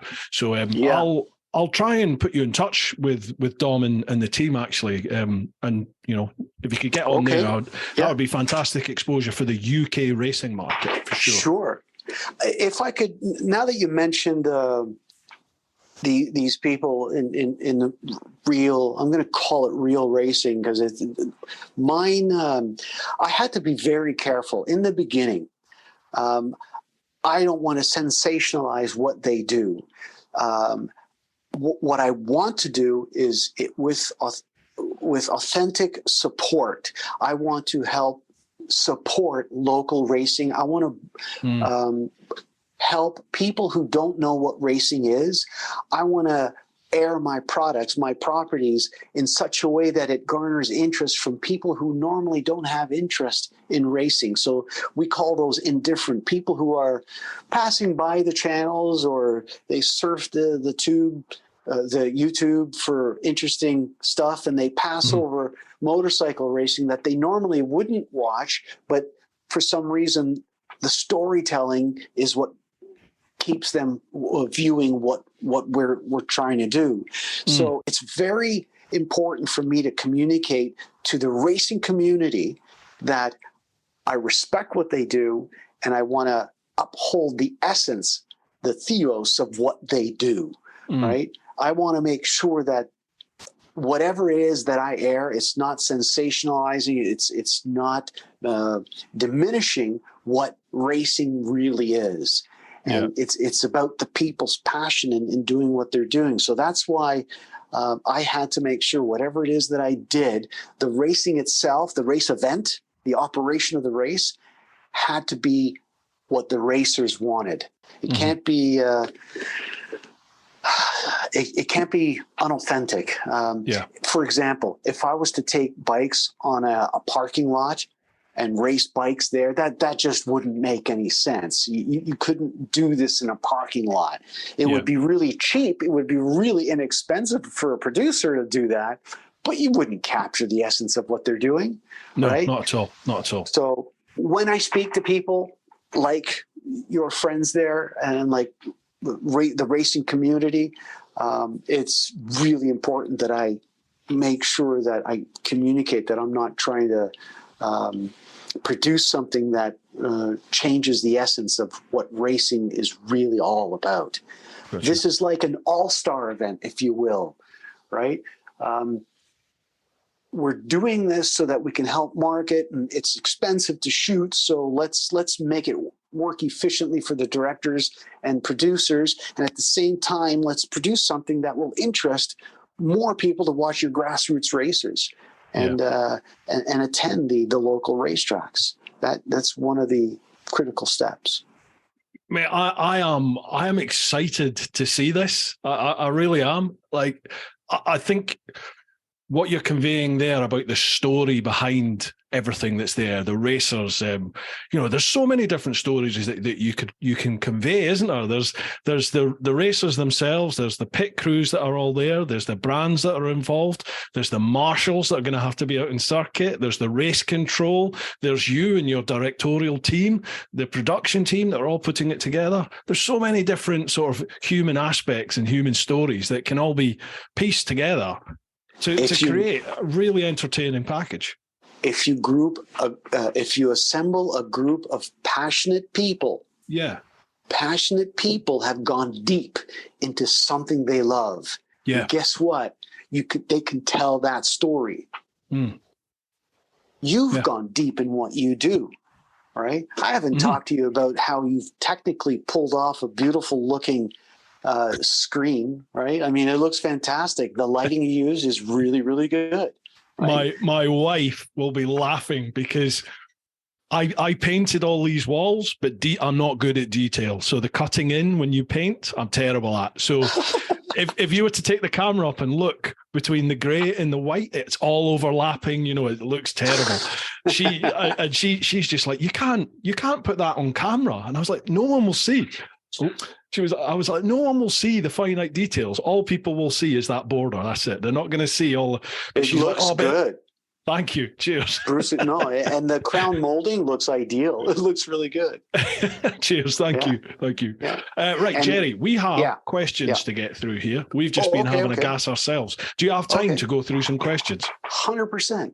Right, lovely. Go nuts. We've got a few over on my Patreon. So thank you very much to the clan members over at patreon.com/TeapotOne. First one, Charlie Callard. Now, I don't pre-read these, Jerry, so these could take us absolutely anywhere. Okay, that's fun. Right, Charlie Callard. Evening, gents. Hope you're both fitting well. All good, thank you, Charlie. I've got to say, your rowing in the morning knackers me out. But just seeing the stories, fair play, keep it up. I've got a rowing machine in my garage, so in the mornings I go out and do 20 minutes, half hour, just trying to shed a little bit of weight here. So cheers, Charlie. Thank you, pal. Question. My couple of questions. What are the best and worst things about riding in Canada? Oh wow, I got some answers for you. Right now, the weather is turning. The last snowfall was just about a week ago, and the salt is still on the roads. Yeah. Salt is treacherous. I was telling you earlier that I got this brand new motorcycle and they delivered it. It's so shiny. It's so beautiful. I'm dying to go riding it. I've started it a couple of times. So about 3 weeks ago, there was a warm day, plus 5 degrees Celsius. The road was dry, but it was powdered with white salt. But I said, how much damage can I do? Right? I'm just going to go for a quick ride. So salt destroyed the cleanliness of the bike. I spent 2 hours cleaning it, and salt is of course nasty for aluminum. And these rims on this bike are aluminum. It gets into the nicks and crannies of all the spokes, and I didn't want to have to deal with that again. So I am waiting for the first major rain, and it's happening today. It's raining right now here in Toronto. There's still some snow, but the salt is being washed. So salt is really important, and we're in the end of March here. Riding season for the guys that are really into it, they've already started and they're very careful. But mid-April is probably when it really gets rolling. And the other thing is in spring, potholes. Because of the salt, the heaving of the asphalt up and down, you're going to get all kinds of potholes. So it's very dangerous when it comes to your riding line and potholes. So you got to be careful with potholes. My overriding memory of riding in Canada when I did my big trip was there was this freak weather front hit North America, basically, so north of the States and into Canada. So I came from Chicago up towards, is it Winnipeg, sort of in the middle-ish, and then from there I was heading west right across the Great Plains. But as I crossed into Winnipeg, the temperatures, this was about April time, the temperature dropped, and it dropped from, like 8, 9, 10 degrees. I think with wind chill, it got down to minus 38. And the Great Plains, you'll know yourself, there's nothing there. I think I had 4 or 5 days of just riding a GSX-R 1000 in a leather suit in minus 38. It was horrendous. Wow. Yeah, you got to layer horrible. Up. Well, I would ride for 10 minutes and then I would spend 20 minutes with my hands on the exhaust trying to thaw my hand because I had no heated grips. I had nothing. Yeah. So everything, all the heated grips had stopped working by that point. And it just took me forever. My original plan was to get up into Alaska and then go up to Deadhorse, but because it took me so long to even get to Calgary, I was just so far behind by that point that I think I went as far up as just before Yukon, and then I had to turn around and head south and back to New York and go that way. Right. But stunningly beautiful place. What a beautiful country you live in. Thank you. It's flat, but it's beautiful. not over in the west, like BC. No. Wow. Yeah, BC's beautiful. Yeah, that's where Lindsay Thompson is right now. Ah, right. Okay. Yeah. So what would you say is the best thing about riding in Canada? The best thing. The roads are not as dangerous when it comes to cars. Yeah, you can pick Highway 401 and the 400. You got to be careful, but there are a lot of roads north of the 401 series highways. So the fall is a beautiful time with all the color changing. But some of the northern roads are really quite beautiful to ride. Especially with the season changeovers. So spring is really quite lovely, but fall is really nice. There's not a lengthy riding season here in Canada just because of the weather, right? Yeah. But I think the fresh air is quite nice here, and I enjoy that. What's the wildlife situation like over there? I mean, where you are are you in Toronto, did you say? Was that right? I am in Toronto, just slightly north of Toronto. So do you have like the grizzlies and the moose that you see over towards in the west and up in the north? You can get moose. You can certainly get black bears. A lot of deer. A lot of deer. There are signs on every road when you're traveling north. Yeah. Watch for the deers jumping across. Yeah. This one time I was riding. If it was anything else, it would have certainly hurt my wrist. But I was on my throttle and just doing I wasn't speeding. I was just doing the standard speed limits within the speed limits. At least that's what I'm going to tell you. Yes, officer. And at a certain point in the summer, you have frogs jumping towards headlights of passing by cars. And I had never experienced this, but I'm riding along straight path, easy peasy, no problem. And I see this thing jump out. I didn't know where it was going to land, but it was right onto my knuckles and it just bounced off. It was a very soft hit. It didn't hurt. And I didn't know what it was. I bet it hurt the frog. Oh, I think it did. Right. It was a hell of a punch for me. That's for sure.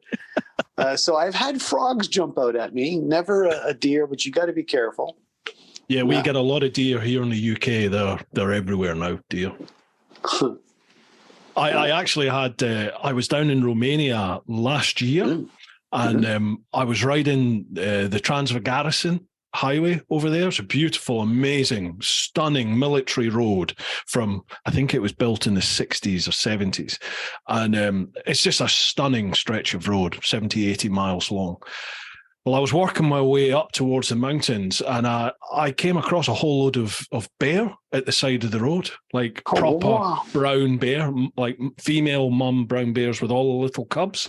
And the first time I saw one, I sort of stopped the bike, turned around to go back and have a look. And then it dawned on me that this is a wild bear. I'm not in a zoo here. It's like, I should probably turn around and keep moving.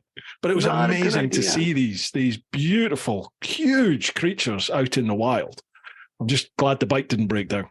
I just came back from San Diego, and San Diego Zoo is an amazing thing to go and watch. It's really? They have open air. So I've just seen grizzly bears and lions, and it's just like in the open air. They don't have any like cages. The cages. Yeah, it's a different format that the zoo uses to keep the bears away from the human beings, which I believe are quite tasty to them. Wild animals are amazing, and if they've got their cubs, the bears, and you turned around, but it wasn't my finest move to do something like that. Yeah. Right on. Right, Charlie's got another question. He says, "What's your favorite Canadian food or meal?" Okay, Canadian. Well, I visit Montreal quite a bit, and Montreal's the French. The French are very famous for their poutine. So it's French fries and gravy and cheese, and lot of cheese and a lot of gravy. It's a popular Canadian thing to have. And of course, Canadian beer. You got to have Canadian beer. I think it's the best, quite honestly. What is that? Is Molson? Is Molson Canadian beer? Is that right? Yes, it is. Yeah, Molson Canadian. Yeah. Gotcha. Yeah. So that for Canadian food, I'd have to call it that poutine. So chips, cheese, and gravy. That's it. Yeah, heart attack. There'll be Northerners here in the UK going, God, yes, absolutely. That's their staple. They live on that. Chips, cheese, and gravy. Right on. Cheers for that, Charlie. Next one, Lee Vigor. Hi, both. Hope you're all well. What do you see as your greatest achievement to date? Oh, that's a cool question. It is, isn't it? Yeah, they come out with some corkers. Yeah, no. I would have to say, learning about myself and how to understand and listen to people, because this great thing that I'm trying to pull off, you can't do it alone. It's about how well I work with people, and you have to let your ego go. You have to become, you have to be an empathetic person. You have to be able to listen. And when you're listening, listening doesn't mean listen and then develop a defense for what they're trying to say.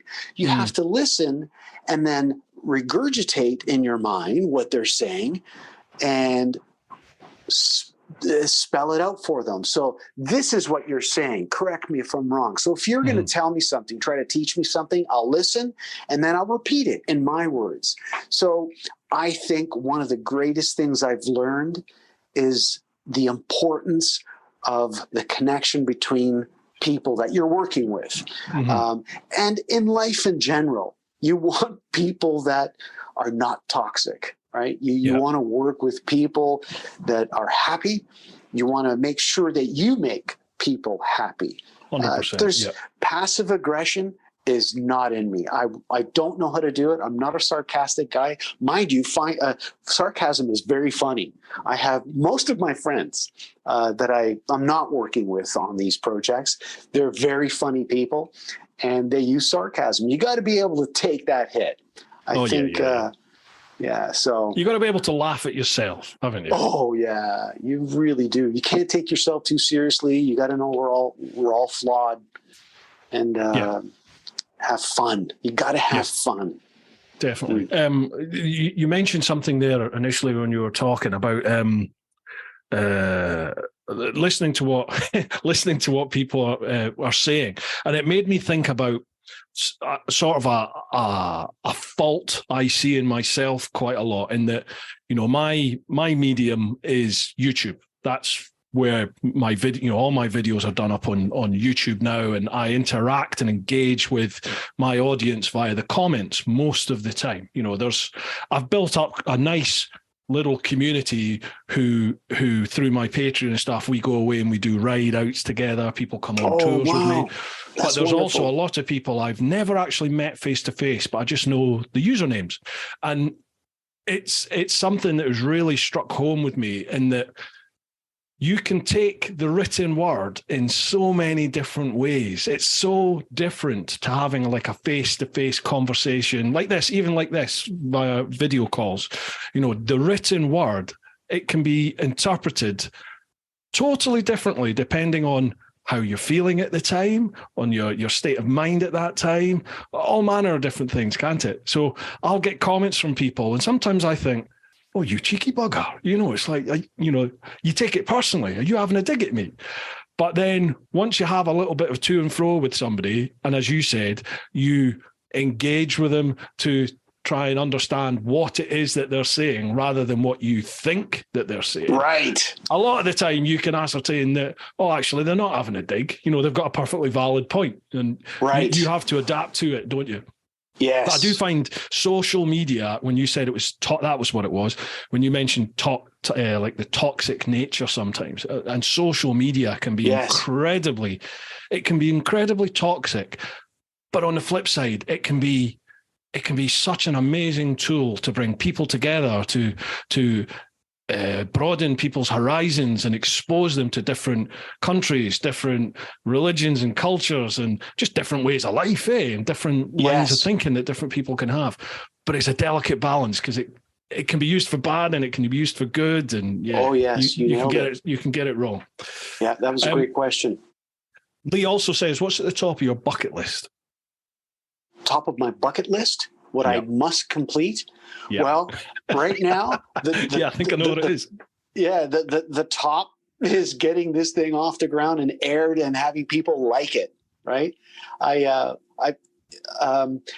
This is not going to be my last attempt, because I believe this is going to be the attempt that works. I failed enough at trying to garner the energies of groups of people, but I found the right group of people, and they have the skill set. They are competent individuals. Matthew is a super competent person. He's got the energy to get it done 100%. And the people he's working with, they're also really energetic. So the number one thing at my bucket list is, besides writing that KTM, is getting this project aired, and getting ready to do the second one somewhere other than Canada. That is absolutely at the top of my bucket list, and that's a fantastic question. This has been, is this right then? It's been the best part of 15 years that you've been actively working at this. Yes, wow. It has. Yeah. Wow. And I don't want that to make it seem like I didn't know what I was doing completely. It was for the better part of that 15 years. It was my side job, right? And one of the things I looked at what was making this thing fail for years. I was analyzing, and the last thing that I couldn't change of all the elements that I was able to change to make it less of a failure was the one thing I could change was quit my full-time job and go full-time and find the right people. I found the right people, and that's what motivated me to say, I'm going to go full-time at this now, because I've got someone pitching the brand partners. And they're in film industry people. So they know about film and production. They don't know anything about motorcycle racing, which is great, right? And I've been their source. And I'm not saying that I know everything, but I've just been exposed to a lot of it by any means. I've just been around racers. I know what they do. I don't know how to do what they do. So did I answer that question? You did, yeah. I mean, we spoke a lot about this before, didn't we? It's in the difference between those that achieve and those that fail to reach their dreams. You don't give up. Never give up. That's it. Just keep going. Keep going. Develop, learn, expand, change, adapt, change, find resourcefulness. Money's always a big stopper, right? Of course, right. I'm just a Joe Schmo, and I make some money, but not the kind of money that it needs to pull off these kinds of things. And I wouldn't be smart to invest your own money. You got to invest other people's money. So you got to bring value to them in order to throw their investments in. They have to get a return for it. Yeah, and that's been the biggest roadblock, and I've never been so confident to overcome that roadblock now with Matthew and Emily working and helping these projects, which is awesome. Fantastic. Yeah. Right, we've got a couple more questions. Are you okay? Yes. Yes. Right. Yes, Chris Kemp. Hi, guys. Hope you're well. You've just been made joint leaders of Mars in the colonization. What traffic laws do you make, if any? Wow, that's random. That's random, but fun. That's fun. Okay. Traffic laws on Mars. I would make, can I answer one? Yeah, please do. When they're designing the roads, there's got to be a special road for motorcycles, no speed limit. Yes. Oh, yes. Absolutely. And directional roads, single lanes, enough for two bikes, right? Like, you know how they have bicycle lanes? Toronto's full of bicycle lanes, right? Yeah. I love riding bicycle, but riding in a bicycle lane is no different than riding on the road. I know they're supposed to show more respect for you, but I don't think maybe drivers do as much as they should. But I would want a motorcycle lane for sure. Yeah. It always amazes me in the continent over in Europe. You go to places like some parts of Spain, all of Spain, some parts of France, some bits of Germany and stuff. Their roads, Austria, all these sorts of places, their roads are like, it's like they were designed by a biker, because they're phenomenal. Well, not even just a biker, but like somebody who, a real driver or a real rider, someone that has a passion for the twists and the turns, because the roads are amazing. Here in the UK, they would just have point A and point B, and it would be a straight line, like the Romans. It would just be a straight line. That's the most efficient. That's the way we're doing it. But over there, we'll go around this mountain and we'll go up through the valley, and we won't just build a bridge. Let's work our way through the canyon. And you're like, this is the way to do it. It's amazing. That sounds great. Yeah, there is one area in the GT in Southern Ontario that is like Europe. It's like I call it a mini Europe, where the roads are just like what you described. It's a valley, a credit valley. I think it's Forks of the Credit. That's what it is. Bell Fountain, Ontario, Forks of the Credit. It's quite a nice place to ride. It's definitely a destination ride for me. Anyway, sorry. I like the idea of no speed limits. Like in the Isle of Man, where they have the TT. Yeah, of course. Yeah. Where you have, we call them nationals, like the national speed limit. So in the UK, the national speed limit for a standard road is 60 miles an hour. But if there's a physical partition between the two lanes, you could have one lane going that way and one lane going that way. But if there's like a physical, not just a barrier, but as long as there's something physical between those two lanes, then it becomes 70 miles an hour normally, But in the Isle of Man, when you see the sign, which is like a white circle with a black diagonal line, that means national speed limit. When you see that sign in the Isle of Man, it means there's no speed limit. You can go as fast as you like. Now, I think that's brilliant, but obviously you're going to have crashes. You're going to have people that don't know how to ride, don't know how to drive, and you will inevitably have accidents as a result of that. Yeah. I think I like the idea of, when you get to that national road, fill your boots, off you go. It's just, if the idiot takes somebody else, like an innocent person with them, that's when it becomes, is it ethical?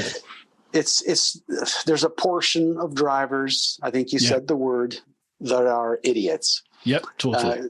And you got to take that into account. I mean, the saying is one bad apple spoils everything, or one bad something spoils the bushel. Something like that, yeah. So, so you sadly, that's what tracks are for, right? You want to go nuts on a motorcycle, go to a track. True. But if we're on Mars, and it's breathable air, and you've tuned your motorcycle engines to breathe the same air, then when you're designing roads, when you're designing the roads, please make motorcycle lanes. Absolutely. Yeah. Without speed limits. Yeah. Or have one day a week when it's just bikes, no other traffic allowed. They should do that here. I know. I say that all the time. I wish they would do that. Oh man. Or even just a weekend. When we go into Mars, let's do it. Come on, Elon. Let's sort it out. Yeah, Elon. Right. Cheers for that one, Chris. Next one, Tony Hannum. Hello to you both. Hope you're keeping well. All good. Thank you, Tony. My question. Would you be happy to let the big production companies buy this off you, or would you want to keep it under your control? I'm sure it's hard with sponsorships and TV ads and licenses to not lose control. That's an excellent question. And I'm going to answer it from my heart, authentically. Whether I have ownership of this stuff or not, I still will always love motorcycles, motorcycle racing. I still will fabricate my motorcycles. I will make myself happy, no problemo. I progress over perfection. I would have a lot more money in my pockets to build more motorcycles, is what I'm hearing and what I'm thinking. Move me to new projects. But I'll tell you, the best part of what it is that I'm doing is the conception, the evolution, the iterations to make it better and better. I've owned a lot of it up until now. I'm still at a point where it's going to go out to the masses. Who has seen it, snippets of it now, really like it. So I've succeeded in a lot of ways already. It hasn't paid the bills, but I wasn't doing this to pay the bills from the get-go. If I was, I would have stopped a long time ago and maybe bought some kind of stocks or something, focused in on that. But it's not about the money. But money gets you to do stuff, right? That's why you work. That's why you save your pennies to buy that KTM. So it feeds you. But I'll tell you, what was the fellow's name? Chris? Tony. Sorry, Tony. I'm all ears if someone wants to consider taking over. And that's the honest truth. I don't need to control it. If it still lives on, I've given birth to something so cool. Absolutely. Yeah. So yeah, that's my honest answer. It's not like I'm selling out or anything like that. No, I appreciate that. Nice one, Tony. Cheers for that, pal. Yeah, next one, Debbie Clegg. Hello, how you doing, Debbie? Question to both of you. If you were approached to run a motorbike company production-wise, what company would you really like to be in charge of and why? Oh, okay. I recently had a conversation with someone who owns a television network, as a matter of fact, and he's part of we have a big race, an IndyCar race here in Toronto. It's called the Molson Indy. The beer company still supports it, right? And all the famous drivers come up to Toronto to hold a city race, and it's really cool. So there's a feature race that they have a vacancy for, and he suggested supermoto, a supermoto race, not a superbike race, because superbikes and walls don't really like each other. So, but supermoto, which is a form of a dirt bike, you have a different sense of control, and you could probably pull it off. So, going to the question, what type of manufacturer is that the question? What type of manufacturer? I think the adventure bikes are awesome, but there's a trend, and KTM is showing you that trend. I would want to hop on a street legal supermoto styled motorcycle. Get into that production somehow. I would like that. If it's a now thing, if I had to invest my time and money into a company that's producing motorcycles, I would probably go with someone who's producing those hooligan bikes. KTM address that very well. I think I have the GS, but I put my hand up and I say that the KTM version of the GS, the KTM Super Adventure, I like the S, but you can do the R as well. You know, the 1290 Super Adventure S or the R. I think that bike is, I think it's a much better bike to ride. It's more engaging. It's just fun. It's a hooligan. And KTM nail that sort of, it's that it factor, which I think a lot of other bikes, including the GS, don't have. You know, like the GS is 90% fantastic at everything that it does. But I don't walk away from it, turn around and go, oh yeah, let's get back on. Let's go and get, you know, whereas something like the KTM, that's a bike that when the garage door opens and you see it, you're just like, oh, we are going to have some fun on that. So they nail that. Absolutely nail it. So in regards to, let's say you're looking for a return on investment for a production motorcycle, adventure bikes are really picking up in sales in Canada, as well as the bike, the hooligan supermoto bikes. Their sales are increasing. And sport bikes, you're probably getting this in Europe as well because of insurance costs. Sports bike sales are down. A lot of the factories won't support what I'm doing because it's all related to racing, and the sport bikes aren't selling. We've had a steady decline in sports bike sales for a good decade or so here in the UK, and the adventure bikes have just been. I mean, have they peaked? Part of me thinks maybe adventure bike sales here in the UK have maybe peaked, because I'm seeing a lot of people who have adventure bikes starting to move to other type of bikes, like your sport tourers. You know, your things like your Honda Goldwings, your like the Honda Cross Tourer or something like that, just because that's a lot cheaper. The VFR. I mean, they don't make the VFR anymore, do they? I think they've stopped making I think Honda stopped making the VFR. I think. Well, you maybe call it different over there, but what we call the VFR 800 here in the UK, I don't think they still make that bike. They might be bringing it back. But things like the BMW RT or the RS, those sort of sport touring-y type bikes, I'm kind of seeing that is the emerging market again here in the UK. Could be wrong, but I think that's where things are going to move to. Plus, sales in lower CC bikes, believe it or not, are starting to really pick up here. People are rediscovering a love, like grown men, people our age, and women, they're starting to rediscover a love for small CC bikes and just the pure fun of it, because you can wring its neck flat out, and you're not going to get done for speeding. You're just having fun, aren't you? You hit the nail on the head, because we're seeing that here. 300cc machines are very popular. Gotcha. Yeah. We're starting here in the UK. We're starting to see.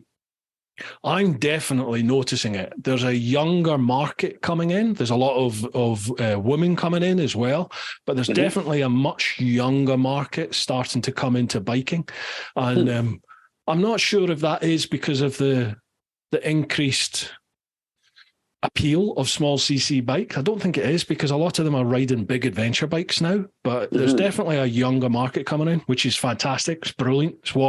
It's what the motorcycle market needs, isn't it? Is fresh young blood in it. Yeah. So I think it's interesting times for biking. For me, sorry, go on. Apologies. Go on. No, I was going to say, I was talking to the president of Suzuki Canada about a year ago. And I'm getting most of my industry information from what he was telling me in that meeting. And people are looking for experience, and that's why the adventure bikes are becoming popular here too. So I think there's the younger generation. They don't even really want to own anything. They don't own homes. They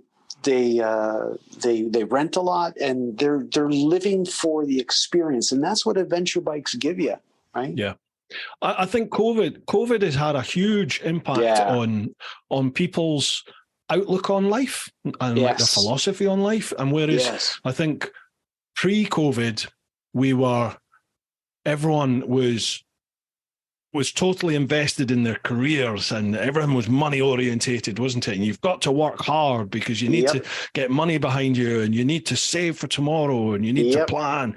And then COVID came, and it's like people have just gone, do you know what? We might not get that opportunity to do that dream trip, or go and do this, or start that business, or whatever it is. And people are just, boom, let's do it. Let's just go for it. You nailed it, Bruce. You absolutely nailed it. I am certain of that as being a new psyche in today's younger people, as well as our age, for sure. I hope we don't lose that. I hope we don't fall back into the old way. Right. It's nice to see people are just going for it. They're whatever it is, they're going for it. Yes. Cool. Okay. Debbie says, other question: crisp sarnies, yes or no? Now, do you know what crisps are? Like over there, do you call them chips? Potato chips or French potato? Potato chips. Okay, love them. And so, what's the comparison? No, she said over here we have a thing called crisp sarnies. So we'll take potato chips and put them between two slices of butter bread, and that's a sandwich. But some people over here are like, no, that's horrible, but it's amazing. It's awesome. I have done that. Years ago in high school, I dated an English girl, and she had, I think it was cucumber in bread, or chip boutti. Chip butty, Is chip butty? Yeah. So butty, I put cucumber. I've also put potato chips in bread. I like the crunchiness, the crisps, right? So guilty. Potato chips and cheese, like cheddar. If you put cheddar with potato chips in a sandwich, amazing. Okay. Amazing. old cheddar for sure. I love it. Don't listen to me about dietary advice. I'm blooming 300 pounds. You don't want to listen to me. You look fine from here. Thanks very much. Oh yeah, you're a swooner, you. Right, second last question. Patrick Collum. So with race bikes becoming an endangered species, what bike or type of bikes, not the remaining 1000cc monsters, would you bring back for competitive racing? A screaming 600 is great, but to me, a 750cc inline four bike seemed a class where there was a decent power, but the bikes weren't so fast it became an expensive replica to buy on Monday. So, yeah, what sort of CC would you think is the optimum race bike? Well, I love inline fours. I love the sound of the 80s and 90s and before then Formula One engines, right? And the closer you'll get close to that sound with any Japanese inline four. Yeah. I've got a GS 400F, I think it is. It's a 400cc four-cylinder engine. Yeah. And it's got a rev limit of 18,000 RPM, or maybe it's 17, but it's way up there. I love that motor. As a matter of fact, that motor is the only reason why that bike is here. It's called a Bandit, Suzuki Bandit. It's a 1991 model, but I love the motor. To me, that engine is small CC. And when you run an open header on that thing, it sounds like a Formula One car. It's just a sweet musical tone to it. Yeah. So if there's an engine that I would love to drop into a really well suspended motorcycle frame, like a new model, I would use that engine, a small CC'd inline four.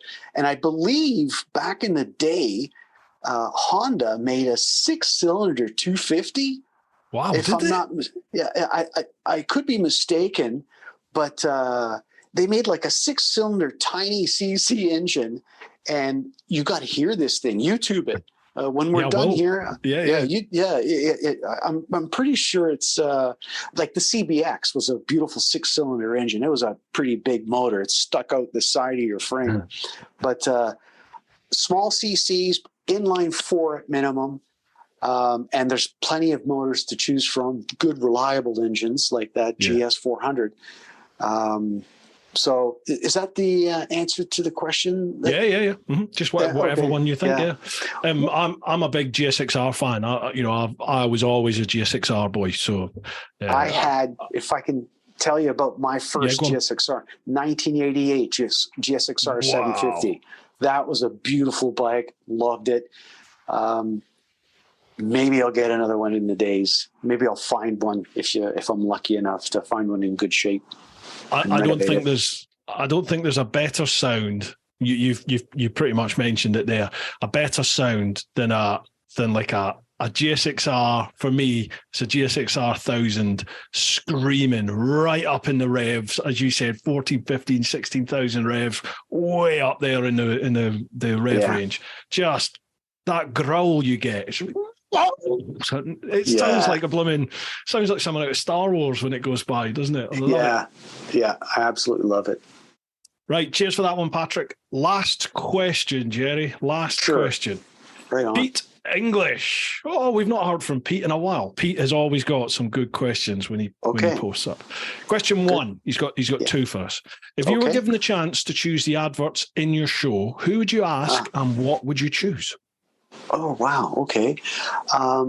Well, interestingly enough, the process of finding brand partners and sponsors for this type of a show is we all put our heads together and we think, what products do we like? Right? Think of everything that you like and that you use on an everyday basis and give me a list of those products. And this is what was requested by me.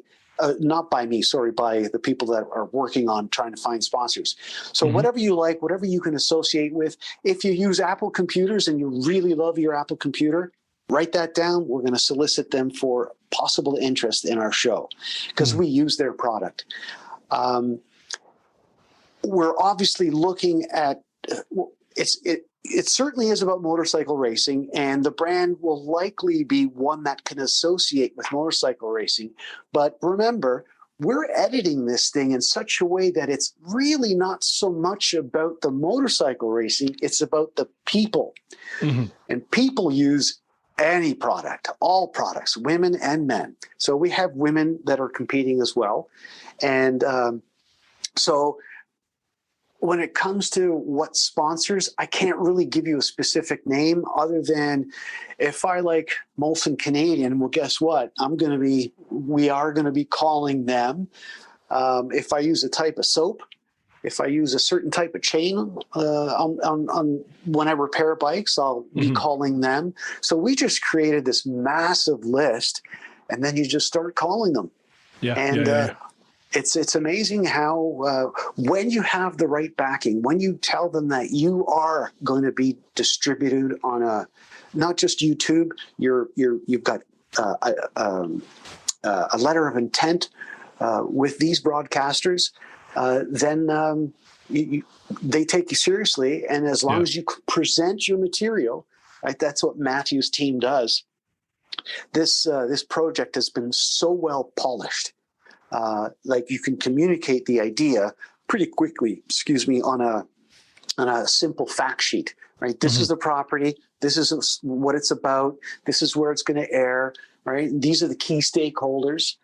They got to see who you're partnered up with. They want to see. They want to see sanctioning bodies. They want to see production companies, and they want to see the broadcasting network. They want to see that there's people organized. So once you do that, they see that this is a professional, organized product. It's not a guy at the initial stages like I was 15 years ago. Yeah. Then they'll listen. So regarding what products, certainly any products that currently support racing, we're going to address them for sure, because we want them to continue supporting the grassroots racers.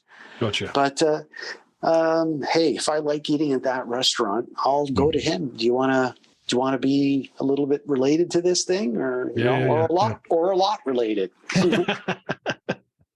No, it makes sense, man. Makes sense. That's a great question. Last question, again from Pete English.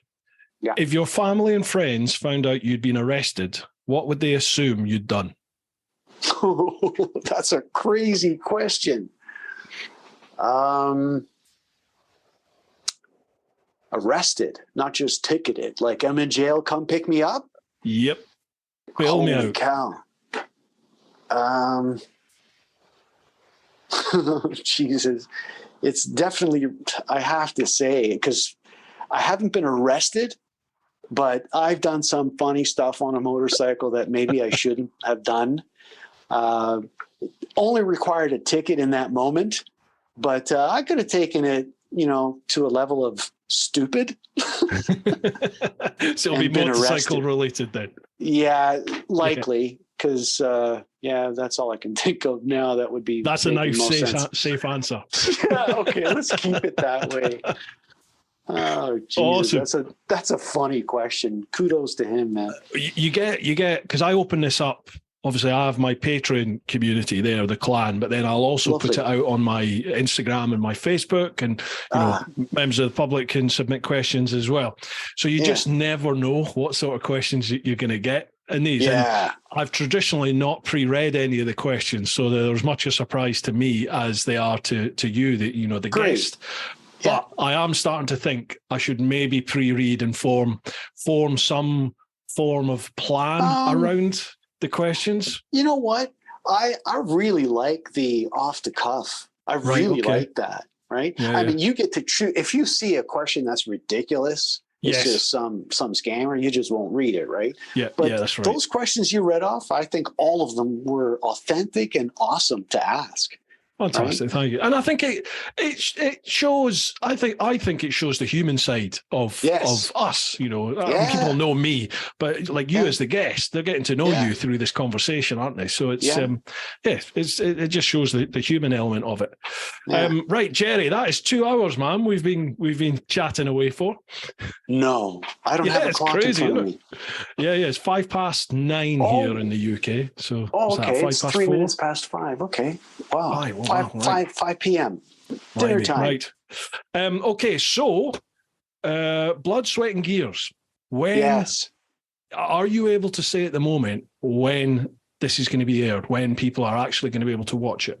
No, I cannot, but No I can problem. direct them to the fxrtv.com website, and that's got dates that'll come out for sure. So fxrtv.com.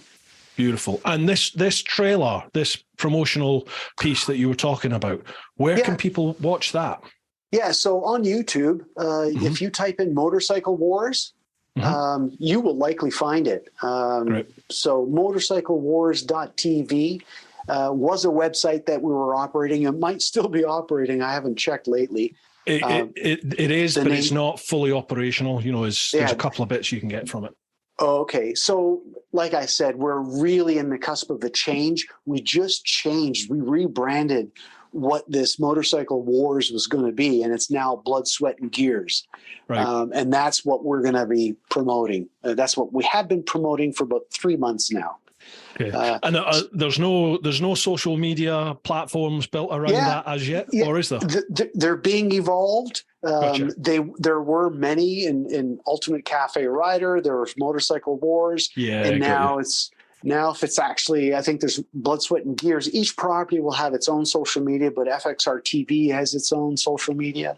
Gotcha. It's quite a thing that I'm trying to package, and I would love to talk to you again once we air. Absolutely. Absolutely. I'm 100% up for that. Okay. Yeah. I'd love to tell you what other hurdles we have to climb, because there's few more coming. And it's going to develop, isn't it? Into season 2 and season 3 and onwards. Yeah, brilliant. Yeah. Folks, if you're listening to the podcast, check out the show notes. If you're watching the YouTube vid, have a look at the description, and I'll put links to the FXR TV website, and I'll find this promo and I'll put it down there as well. So you'll be able to watch a promo and get a little taster as to what is coming our way. By the sounds of it, it's going to be something special. I'm really looking forward to seeing it and watching how it all evolves. It was such a pleasure talking with you, Bruce. It was really nice. And I can have Emily send you those links to some of those promos. Okay, I'll make sure I make that. Awesome. No problem. Likewise, Jerry, it's great to talk with somebody who has such a passion and a vision for a project, and you can tell this is everything for you, isn't it? I mean, 15 years you've been working at this. Wow, it's a lot. I cannot wait to see it, mate. Right on. Thank you very much, Bruce, for having me, man. Absolute pleasure, bud. Absolute pleasure. Do you want to give any shout outs before we end? Feel free if you've got any shout outs you want to give. I really want to support the racing scene here in Southern Ontario, the SOAR group of SOAR racers, SOAR. They're Ken McAdam. He's a fantastic guy. He's the operator of it, the CSBK. They're the national series of racing here in Canada. All the racers are great. A lot of them have supported me. So thumbs up to those guys, because without them, I couldn't do this or anything close to it. So that's the key people I'd like to thank. Team effort. Right, mate, I wish you the very best of luck with this. I mean, you don't need the luck now. I'm sure it's all there. It's all there. Cannot wait to see. Thank you very much for coming on. Thank you very much for sharing your story and telling us all about it. And we cannot wait to see how it all develops. Thank you, Bruce. Right, folks, hope you've enjoyed this one. What else can we say other than keep doing your thing, keep looking after those that you love, get on out there whenever you can. But most importantly, live your life and don't give up. Woo-ha! Dude, that was mega. Thank you very much, man.